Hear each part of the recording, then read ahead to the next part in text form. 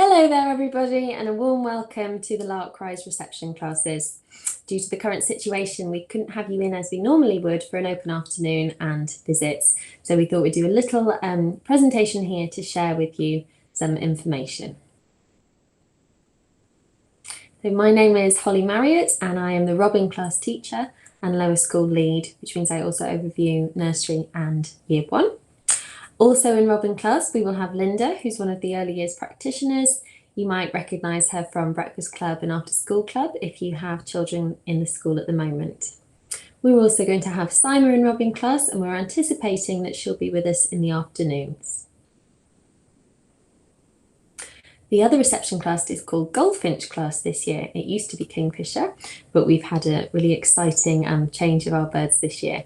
The class teacher in Goldfinch is Elenia McGovern, and she will be joined with Mrs. Owen, who's one of the early years practitioners, and Simon we're anticipating will be in Goldfinch class in the mornings. So we wanted to share with you what a day looks like in the reception class.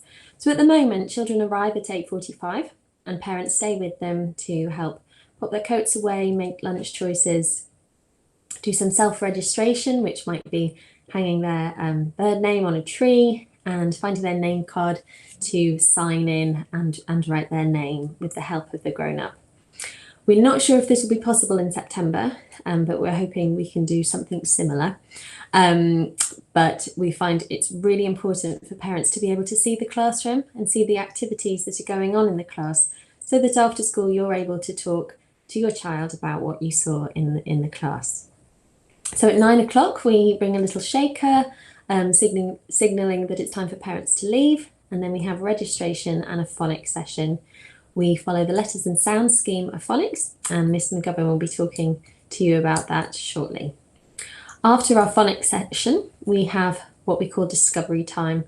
And children make their own choices here of where they would like to play, whether they'd like to be inside and outside. We're very lucky with our garden area in the early years, so they've got a big area to explore, and they can also go into the other classes. It's really nice for children to get to know all of the children in our unit as opposed to just the ones in their class. During this time, adults support play, they might lead activities and carry out one-to-one reading. After discovery time, we have our group time, and this might be a handwriting session, a circle time chat, or it might be time to share a story. So a bit of calm time before lunch. We then have toileting and preparation for lunch. And then at the moment, the children who are at school are eating in the classrooms. Before the COVID, we had lunch in the hall. So we're going to see what happens with that in September. After our lunchtime play, which is in the garden, children have a maths session, which is a whole carpet session followed by little group activities and games. After maths, we have more discovery time, and then a final group time at 2:30. This might be a story or a music session. So the doors in reception open at 2 to 3. This is to help you if you have children in nursery or higher up in the school with their collection, but our official end time is 3 o'clock. Throughout the week, children will also have a PE session, a music session, and a chance to have some outdoor learning, which will be taken by Phil Pritchard and Mrs. White, who will be joining us in the first couple of weeks to really get to know the children before they go on their exciting forest school and outdoor learning sessions. So I'm sure a lot of you are already in nurseries, but some helpful tips just to remind us that really help with starting school. It's really important that you talk to your child about starting school in really positive terms, and for them to start building up the idea that they're going to have a really lovely time at school. It's a really good idea to familiarise yourself and your child with the school by looking on our website together, watching story videos read by the early years staff, and watching the tour video, so that they have a real idea of where they will be coming to in September, particularly at the moment when it's been a hard time for them to be able to do their transition.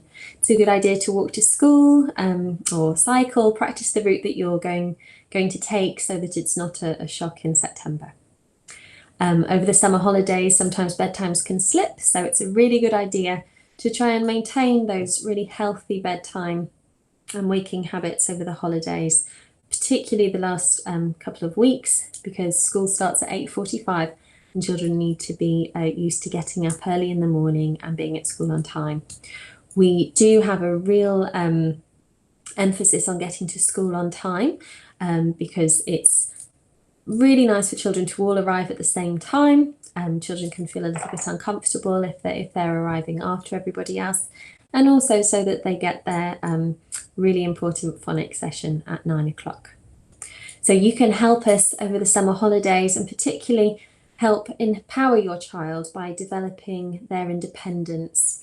So I know as adults we often want to help children by putting on their coat or doing their zip or helping them with their socks and shoes, but it would be most helpful for them if you let them do this themselves and really practice. So one way we might do this at school is playing little games. Oh, who can put their socks on the quickest and that kind of thing. In September, often we do have toileting accidents, and that's completely normal. Going to a new setting and being very engaged in your play, accidents do happen. But it would be very helpful if your child is independent in their toileting, because it can be quite an upsetting event if you have an accident and you're not sure what to do in a new environment. So the more independence, the better. And then most importantly, on the first day at school, it's really important that you have big smiles, you give them a big hug and a wave, and reinforce the fact that they're going to have a lovely day. We'll always call you if there are any issues. We often just call you just to reassure you that actually they might have been upset when you left, but they're having a lovely time now. So we hope that you found the previously sent Lower School Welcome Pack useful and that it provided you with the information you needed prior to your child's start on the 7th of September. So we will be keeping in touch with you over the summer holidays to ensure that your child's transition really is helpful. And we're doing everything we can to keep that communication going. If you do have any questions, please do contact the school office and we'll do our best to answer those. So thank you for reading this session. We hope you have a really happy summer holidays, and we're really looking forward to your child starting at Lark-Rice.